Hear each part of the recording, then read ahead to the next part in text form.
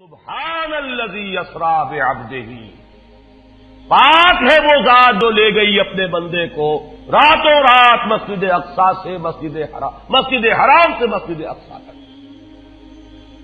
اگر یہ بات کسی انسان کی طرف منسوب ہوتی تو بات اور تھی، اگر یہ فعل حضور کی طرف منسوب ہوتا کہ حضور گئے تو بات اور تھی کہ میں آیا نہیں لایا گیا ہوں، حضور گئے نہیں لے جائے گئے ہیں، اور لے جانے والے وہ ذات ہے سبحان الذی اسری، وہ پاک ہے ہر عیب سے، ہر نقص سے، ہر ذوف سے، ہر کوتاہی سے، وہ منزہ ہے، اعلیٰ ہے، عرفہ ہے، بالا تر ہے، لہذا اس کی قدرت سے یہ ہرگز بعید نہیں کہ وہ اپنے بندے کو راتوں رات مسجد حرام سے مسجد اقصی اور پھر مسجد اقصی سے سدرۃ المنتہا تک لے جائے اور واپس لے آئے اور پھر مسجد حرام میں پہنچا دے۔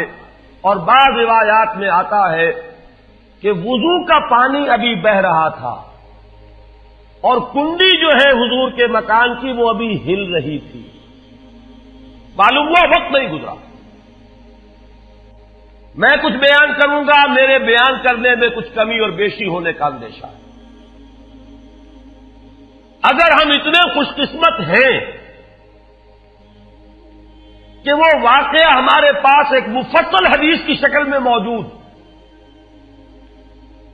اور حدیث بھی دوسرے یا تیسرے طبقے کی کتابوں کی نہیں، متفق علیہ،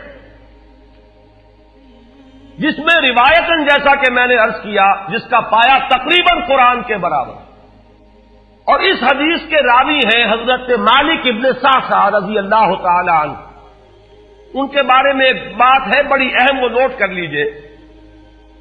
یہ انصاری صحابی ہیں، ان میں سے نہیں ہے کہ جنہیں حدیثیں بیان کرنے کا کوئی زیادہ شوق رہا ہو، یہ غالباً واحد حدیث ہے جو انہوں نے بیان کی، اور انہیں اس سے نہایت شغف تھا، نہایت محبت کے ساتھ انہوں نے اس کو محفوظ کیا تھا، اس کے ایک ایک لفظ کی حفاظت کی تھی۔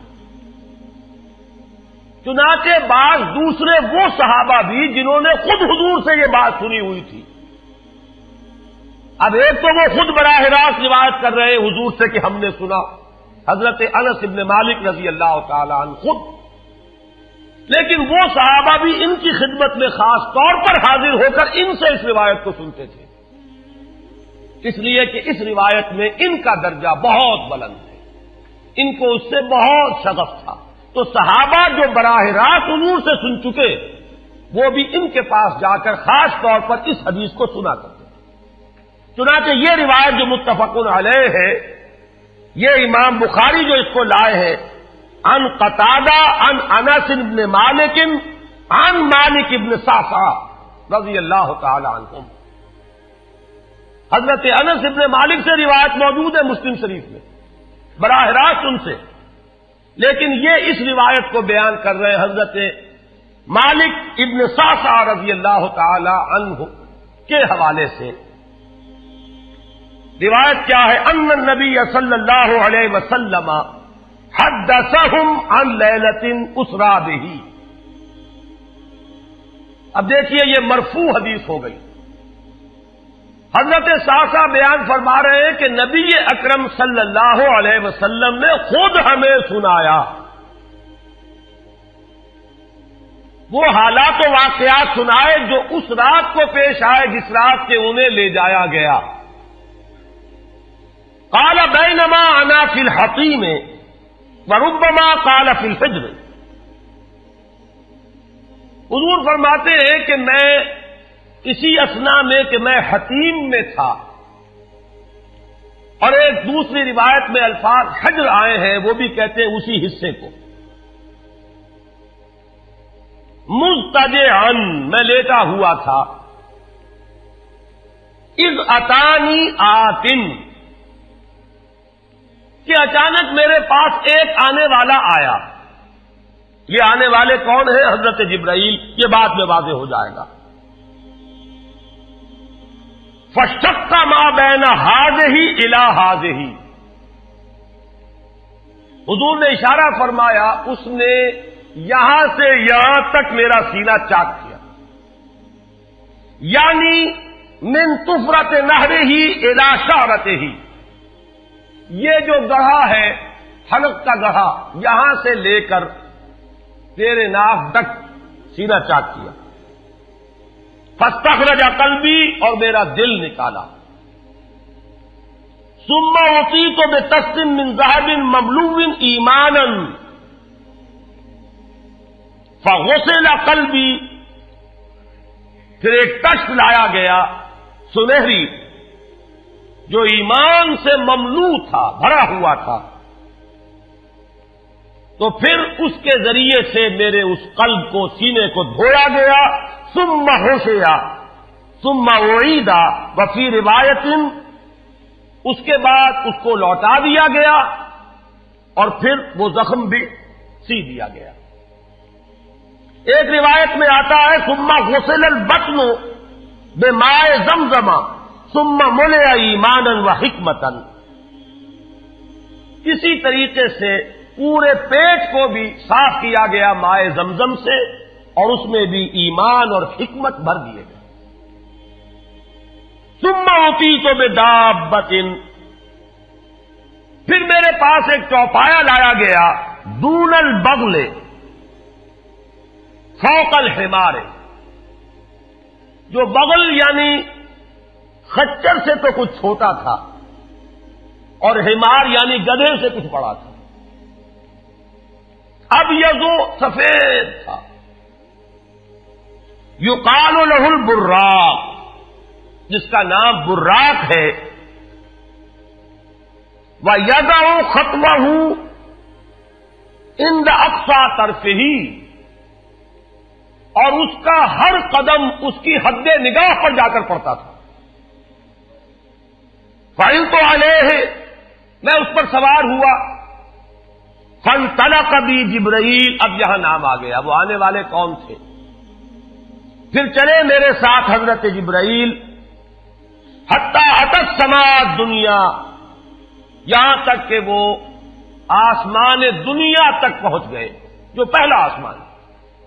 اب یہاں دیکھیے وہ روایت میں جو زمینی سفر کا درمیانی حصہ ہے وہ رہ گیا، دوسری روایات سے ہم اس کو جوڑ کر جمع کریں کہ پہلا زمینی سفر ہے، مسجد اقصیٰ تک پہنچے ہیں، وہاں جا کر روایت میں آتا ہے میں نے وہی اپنے اس خچر کو باندھا، براق کو، جہاں انبیاء باندھا کرتے تھے، اور پھر وہاں میں نے نماز ادا کی، بہت سے لوگ جمع ہوئے، میں منتظر تھا کہ کون نماز پڑھائے گا، کہ جبرائیل نے میرا ہاتھ پکڑ کر مجھے آگے کیا، میں نے نماز پڑھائی، اور پھر جبرائیل نے مجھے بتایا کہ یہ تمام انبیاء تھے جو اس دنیا میں مبعوث ہوئے ہیں، اور آج آپ نے ان سب کی امامت کی۔ یہاں سے پھر شروع ہوا ہے وہ دوسرا سفر، لیکن جب پہلے آسمان تک پہنچے، فاستفتح، انہوں نے دستک دی، کھلوانا چاہا، قیل من ھذا، پوچھا گیا کون ہے؟ قال جبرائیل، انہوں نے جواب دیا جبرائیل۔ قیل ومن معک، پوچھا گیا کہ آپ کے ساتھ کون ہے؟ دیکھیے یہاں ذہن میں رکھیے گا،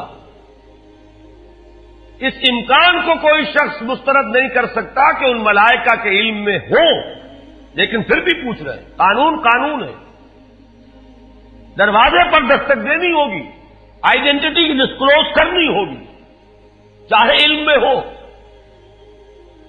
جج جو ہے وہ اپنے علم کی بنیاد پر فیصلہ کبھی نہیں دے گا، وہ تو مقدمے کی سماعت ہوگی، شہادتوں کی بنیاد پر فیصلہ ہوگا۔ ذاتی علم کی بنیاد پر کرنا ہے تو وہ خود کسی اور عدالت میں اس مقدمے کو منتقل کرے اور وہاں گواہ کی حیثیت سے پیش ہو، تو قانون قانون ہے۔ پوچھا گیا آپ کے ساتھ کون ہے؟ قال محمد صلی اللہ علیہ وسلم۔ قیل وقد ارسل الیہ، پوچھا گیا کیا انہیں بلایا گیا ہے؟ قال نعم، انہوں نے فرمایا ہاں۔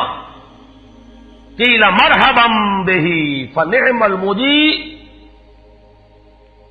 جا ففتح فلما خلصت، اس کے بعد کہا گیا مرحبا ان کے لیے، تہنیت ہے، مبارکباد ہے، خوش آمدید ہے، کیا ہی اچھے ہیں وہ جو لائے گئے ہیں۔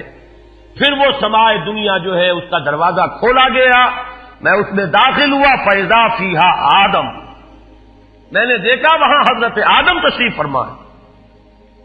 فقال ھذا ابوک، جبرائیل نے کہا یہ آپ کے جد امجد ہیں، فسلم علیہ، ان کو سلام کیجئے، فسلمت علیہ، میں نے انہیں سلام کہا، فرد السلام، انہوں نے سلام کا جواب دیا، ثم قال مرحبا بالابن الصالح والنبی الصالح، خوش آمدید ہے، مرحبا ہے صالح بیٹے اور صالح نبی پر۔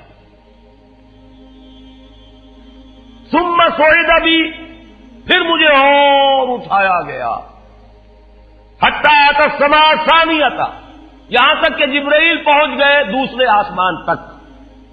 فاستفتح، پھر وہی سوال و جواب ہے، میں ترجمہ نہیں کروں گا۔ قیل من ھذا قال جبرائیل، قیل ومن معک قال محمد، قیل وقد ارسل الیہ قال نعم، قیل مرحبا بہ فنعم المجیء جاء ففتح فلما خلصت۔ جب یہ سارا اس کارروائی کے بعد داخل ہوئے ہیں دوسرے آسمان پر، فاذا یحییٰ وعیسیٰ وہو ابنا خالۃ، وہاں میں نے دیکھا کہ یحییٰ اور عیسیٰ ہیں اور یہ خالہ زاد بھائی ہیں۔ قال ھذا یحییٰ وھذا عیسیٰ فسلم علیہما، فسلمت فردا، ثم قال مرحبا بالاخ الصالح والنبی الصالح، انہوں نے بھی کہا خوش آمدید اور مرحبا ایک صالح بھائی اور صالح نبی کو، یہاں نوٹ کیجئے گا، حضرت عیسیٰ اور حضرت یحییٰ یہ بنی اسرائیل میں سے، لہذا حضور کو اپنا بیٹا نہیں کہہ سکتے، بھائی کہہ رہے ہیں۔ آدم جد امجد ہیں، انہوں نے بیٹا کہا ہے، مرحبا بابن الصالح والنبی الصالح، وہ نبی تو ہے، سب کہیں گے نبی، لیکن کوئی بھائی کہے گا، کوئی بیٹا کہے گا، ابراہیم بیٹا کہیں گے، موسیٰ وہ بھائی کہیں گے، جن کی نسل سے آپ نہیں ہیں، وہ جو براہ راست نسل چلی آ رہی ہے اس میں جو ذکر کرے گا وہ بیٹے کے لفظ سے کرے گا۔ ثم صعد بی الی السماء الثالثہ فاستفتح، قیل من ھذا قال جبرائیل، قیل ومن معک قال محمدا، قیل وقد ارسل الیہ قال نعم، قیل مرحبا بہ فنعم المجیء جاء ففتح فلما خلصت اذا یوسف قال ھذا یوسف فسلم علیہ، فسلمت علیہ، فرد، ثم قال مرحبا بالاخ الصالح والنبی الصالح۔ اب مجھے ترجمے کی ضرورت نہیں ہے، ایک مرتبہ بات آپ نے سمجھ لی، اب تیزی کے ساتھ میں اس حدیث کو پڑھ دینا چاہتا ہوں۔ ثم صعد بی، پھر مجھے اور بلندی پر لے جایا گیا، حتی اتی السماء الرابعہ فاستفتح، قیل من ھذا قال جبرائیل، قیل ومن معک قال محمد، قیل وقد ارسل الیہ قال نعم، قیل مرحبا بہ فنعم المجیء جاء ففتح فلما خلصت فاذا ادریس فقال ھذا ادریس فسلم علیہ، فسلمت علیہ، فرد، ثم قال مرحبا بالاخ الصالح والنبی الصالح۔ یہاں ملاقات ہوئی حضرت ادریس علیہ الصلوۃ والسلام سے۔ ثم صعد بی حتی اتی السماء الخامسۃ فاستفتح، قیل من ھذا قال جبرائیل، قیل ومن معک قال محمد، قیل وقد ارسل الیہ قال نعم، قیل مرحبا بہ فنعم المجیء جاء ففتح فلما خلصت فاذا ہارون قال ھذا ہارون فسلم علیہ، فسلمت علیہ، فرد، ثم قال مرحبا بالاخ الصالح والنبی الصالح۔ ثم صعد بی حتی اتی السماء السادسہ فاستفتح، قیل من ھذا قال جبرائیل، قیل ومن معک قال محمد، قیل وقد ارسل الیہ قال نعم، قیل مرحبا بہ فنعم المجیء جاء ففتح فلما خلصت فاذا موسیٰ قال ھذا موسیٰ فسلم علیہ، فسلمت علیہ، فرد، ثم قال مرحبا بالاخ الصالح والنبی الصالح۔ چھٹے آسمان پر یہ حضرت موسیٰ سے ملاقات ہوئی. فلما جاوزت تو بتا، جب میں آگے بڑھا تو حضرت موسیٰ روئے. قیل ما یبکی کا، ان سے پوچھا گیا کہ آپ کو کیا چیز رلا رہی ہے؟ قال ابکی لأن غلاما بعث بعدی، کہ مجھے اس بات پر رونا آ رہا ہے یہ نوجوان محمد صلی اللہ علیہ وسلم، یہ میرے بہت بعد ان کی بعثت ہوئی ہے. يدخل الجنت من امته اکثر ممن يدخلها من امتی، میرے بہت بعد آنے کے باوجود ان کی امت میں سے جنت میں داخل ہونے والوں کی تعداد میری امت کے مقابلے میں بہت زیادہ ہوگی. بہرحال اپنی امت کا خیال تو ہے، وہ شفقت جو نبی اور رسول کو اپنی امت پر ہونی چاہیے وہ ہے بتمام و کمال. اسے معاذ اللہ کسی حسد پر معمول نہ کیجیے، بلکہ وہ جو احساس ہوا ہے اپنی امت کی محرومی کا، وہ ہے کہ جس نے حضرت موسیٰ علیہ السلام پر یہ کیفیت طاری کی. ثم صعد بی، پھر مجھے اور بلند کیا گیا، الی السماء السابعۃ، ساتویں آسمان پر. فاستفتح قیل من ھذا قال جبرائیل، قیل ومن معک قال محمد صلی اللہ علیہ وسلم، قیل وقد بعث الیہ قال نعم، قیل مرحبا بہ فنعم المجیء جاء. فلما خلفت فاذا ابراہیم قال ھذا ابوک ابراہیم فسلم علیہ، فسلمت علیہ فرد السلام ثم قال مرحبا بالابن الصالح والنبی الصالح. حضرت ابراہیم نے پھر استقبال کیا، خوش آمدید صالح بیٹے اور صالح نبی کے لیے. ثم رفعت، اب ذرا یہاں نوٹ کیجئے گا، یہاں سوئد تو نہیں آیا، سوئد ابھی نہیں آیا، رفعت.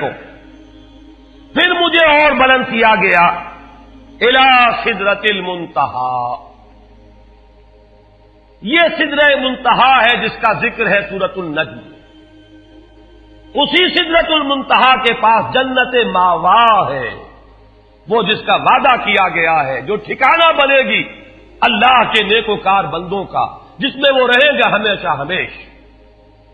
فادخلوها خالدین، وہ بھی وہی ہے. پھر اٹھائے گئے حضور بیت المعمور تک. ثم اعطیت باناء من خمر واناء من لبن واناء من عسل. پھر میرے سامنے یہ بیت معمور کیا ہے یہ بھی جان لیجئے. یہ در حقیقت اس سمائے سابعہ پر، ساتویں آسمان پر خانہ کعبہ کا اصل جو ہے اللہ کا گھر، جس کا یہ ظل اور سایہ اس دنیا میں ہے، خانہ کعبہ، یہ ہے وہ بیت المعمور، جس کے بارے میں ایک اور روایت میں الفاظ یہ آئے ہیں، اس میں روزانہ 70,000 فرشتے داخل ہوتے ہیں، اور جو فرشتہ ایک مرتبہ داخل ہوا ہے آج تک اسے دوبارہ داخل ہونے کی نوبت نہیں آئی. اسی طریقے سے وہ فرشتے ہیں جو طواف کرتے ہیں خانہ کعبہ کا. پھر جان لیجئے یہ ہماری نگاہوں سے مخفی عالم غیب کی ایک دنیا ہے اپنی جگہ، چاہے ہمیں نظر نہ آئے. پھر میرے سامنے 3 برتن لائے گئے، ایک دودھ کا اور ایک شہد کا اور ایک شراب کا. فاخذت اللبن، میں نے دودھ والا پیالہ اٹھا لیا. قال ہی الفطرہ، حضرت جبرائیل نے توثیق کی کہ یہ ہے اصل میں آپ کا انتخاب درست ہے، یہ فطرت ہے. فطرت اللہ التی فطر الناس علیہا، یہی جو فطرت انسانی سے قریب ترین شے ہے اس کا آپ نے انتخاب کیا. اتت انت علیہا و امتک، اسی فطرت پر اے محمد آپ بھی ہے اور آپ کی امت بھی ہے. ثم فرضت علیہ صلوات 50 کل یوم. ایک اور روایت میں الفاظ آئے ہیں، اس میں اس کی وضاحت نہیں ہے کہ 3 چیزیں حضور کو یہاں عطا کی گئی. ایک تو 50 نمازیں جو فرض ہوئی، ایک دن رات میں 50 نمازیں،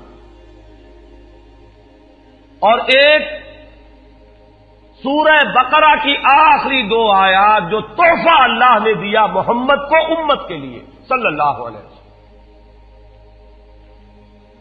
آمن الرسول بما انزل الیہ من ربہ والمؤمنون کل آمن باللہ وملائکتہ وکتبہ ورسلہ.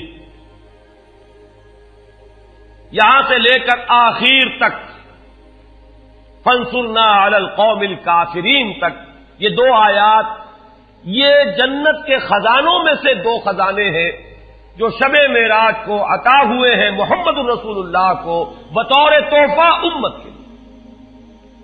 اور تیسری بات یہ کہ اے نبی آپ کی امت کے لیے یہ خصوصی بات ہے کہ آپ کی امتیوں کے گناہ کبیرہ بھی بغیر توبہ کے معاف ہو سکیں گے. یہ خصوصی تحفے ہیں جو امت کے لیے لے کر آئے محمد صلی اللہ علیہ وسلم. 3 تحفے نماز جو اس معراج میں فرض ہو رہی ہے اور اسی کو حضور کہہ رہے ہیں الصلاۃ معراج المومنین. اہل ایمان کے لیے یہ بمنزلہ معراج ہے. اس میں پھر روایت میں تفصیل آ رہی ہے. واپس جب آئے ہیں حضرت موسیٰ سے ملاقات ہوئی اور انہوں نے یہ فرمایا کہ یہ 50 نمازیں بہت ہیں, مجھے تجربہ ہے, تمہاری امت اس کا تحمل نہ کر سکے گی, واپس جاؤ درخواست کرو کم کرواؤ. حضور گئے, 10 نمازیں اس میں معاف ہوئی, 40 ہوئی. پھر یہی بات ہوئی, پھر بھیجا حضرت موسیٰ نے, پھر 30 ہوئی, پھر 20 ہوئی, چوتھی مرتبہ پھر وہ 10 اور پھر 5 رہ گئیں. اس پر بھی حضرت موسیٰ نے یہ کہا اب بھی جاؤ یہ بھی بھاری ہے. حضور نے فرمایا مجھے شرم آتی ہے, میں اتنی مرتبہ جا چکا ہوں, مزید اب جانے سے حیا محسوس کر رہا ہوں. تو ندا آئی کہ یہ 5 ہی 50 کے برابر ہیں. ہمارے ہاں قول بدلا نہیں جاتا. یہ 5 جو ہے در حقیقت یہ قائم مقام ہے ان 50 کے کہ جو اول ہم نے فرض کی تھی. یہ 50 ہی شمار ہوں گی اگر ان کا انسان ان پر مداومت اختیار کر لے. میں آخری جملہ آپ کو اس کا سنا دیتا ہوں. فَأُمِرْتُ بِخَمْسِ صَلَوَاتٍ كُلَّ يَوْمٍ فَرَجَعْتُ إِلَى مُوسَىٰ فَقَالَ بِمَا أُمِرْتُ بِخَمْسِ صَلَوَاتٍ كُلَّ يَوْمٍ قَالَ إِنَّ أُمَّتَكَ لَا تَسْتَطِيعُ 5 صَلَوَاتٍ كُلَّ يَوْمٍ وَإِنِّي قَدْ جَرَّبْتُ النَّاسَ قَبْلَكَ وَعَالَجْتُ بَنِي إِسْرَائِيلَ أَشَدَّ الْمُعَالَجَةِ. میں نے بنی اسرائیل کا حتی الامکان معالجہ کیا, ان کے حالات کو درست کرنے کی کوشش کی, لیکن مجھے تجربہ ہے یہ 5 بھی نہیں جھیلی جائیں گی. فَارْجِعْ إِلَىٰ رَبِّكَ فَاسْأَلْهُ التَّخْفِيفَ, مزید تخفیف چاہیے لِأُمَّتِكَ. قَالَ سَأَلْتُ رَبِّي حَتَّىٰ اسْتَحْيَيْتُ وَلَٰكِنِّي أَرْضَىٰ وَأُسَلِّمُ. قَالَ فَلَمَّا جَاوَزْتُ نَادَىٰ مُنَادٍ ابزیت فریضتی وخففت عن عبادی. متفق علیہ. مجھے ندا آئی کہ میں نے اپنے بندوں پر تخفیف کی. اس میں وہ ذکر نہیں ہے, دوسری روایت میں ہے کہ ساتھ ہی وضاحت ہو گئی کہ یہ 5 نمازیں بھی 50 کے برابر ہے. میری بات نہیں بدلی گئی ہے, وہ در حقیقت میں نے اسی 50 کا رتبہ جو ہے ان 5 کو عطا فرما دیا. یہ روایت ہے جو متفق علیہ ہے. روایات کثیر, جنت اور دوزخ کے جو مشاہدات کرائے گئے وہ بہت تفصیل سے دوسری روایات میں, لیکن کسی اور روایت کا استناد کے اعتبار سے, اسناد کے اعتبار سے وہ درجہ نہیں ہے جو اس روایت کا. باقی میں نے مسلم شریف کی روایات میں سے اور تفاصیل آپ کو سنائی ہے. یہ ہے واقعہ. پھر حضور واپس آئے ہیں, وہیں بیت المسجد اقصی میں آئے ہیں, پھر واپس تشریف لائے ہیں, اور اس کا میں بیان کر چکا ہوں دوسری روایات میں کہ وقت بالکل نہیں گزرا, کہیں روک دیا گیا ہے, پوری کائنات کو کہیں تھام دیا گیا. یہ بات تو وہ ہے جو آج سے پہلے بھی سمجھ میں آ سکتی تھی کہ شاید کسی ایک جگہ پر پوری کائنات کو روک دیا گیا. وقت بالکل نہیں گزرا کسی کے لیے, لیکن جیسا کہ میں نے عرض کیا اس وقت تو یہ بھی سمجھ میں آتا ہے کہ سب کے لیے وقت گزر رہا ہو اور صرف محمد الرسول اللہ کے لیے نہ گزرے صلی اللہ علیہ وسلم. آج یہ بات بھی سمجھ میں آ سکتی ہے, لیکن یہ ہے کہ قرین قیاس وہی پہلی بات ہے. کہ اس میں پورے اس وقت کے لیے وقت کی رفتار کو روک دیا گیا ہو. وہ مسئلہ یاد آ گیا کہ آگے بڑھو یا وقت کی رفتار روک دو.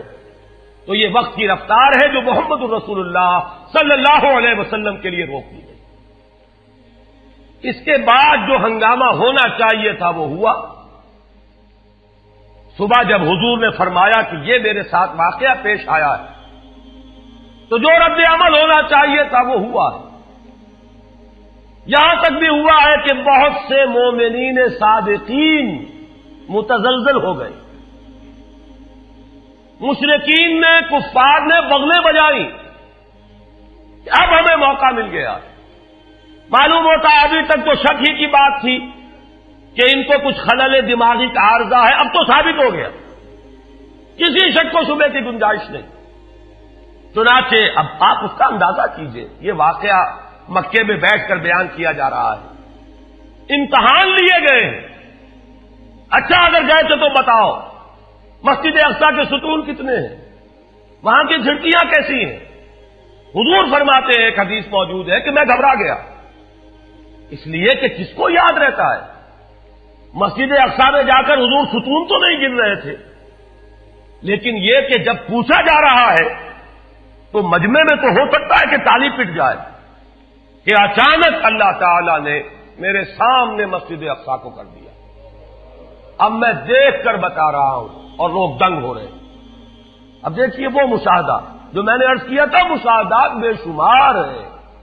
جنت سامنے لے آئی جاتی ہے اور آگ سامنے لے آئی جاتی ہے, جہنم سامنے لے آئی جاتی ہے, مسجد اقصی سامنے لے آئی گئی ہے, جن میں سے ہر سوال کا جواب حضور نے مشاہدے سے دیا. اسی ضمن میں وہ واقعہ آتا ہے کہ حضرت ابو بکر کے پاس گئے لوگ دوڑے دوڑے. وہ یہ سمجھتے تھے کہ اگر یہ پالا ہم مار لیں تو پھر ہماری جیت ہے. ابو بکر کو اگر ہم متزلزل کر دیں تو پھر گویا کہ ہمارے لیے کوئی اور پرابلم نہ رہے گا.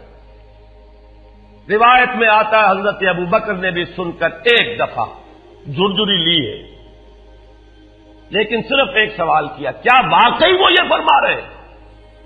لوگوں نے خوش ہو کر کہا, تالیاں بجائے, ہاں ہاں کہہ رہے ہیں, چلو ہم لے چلتے ہیں.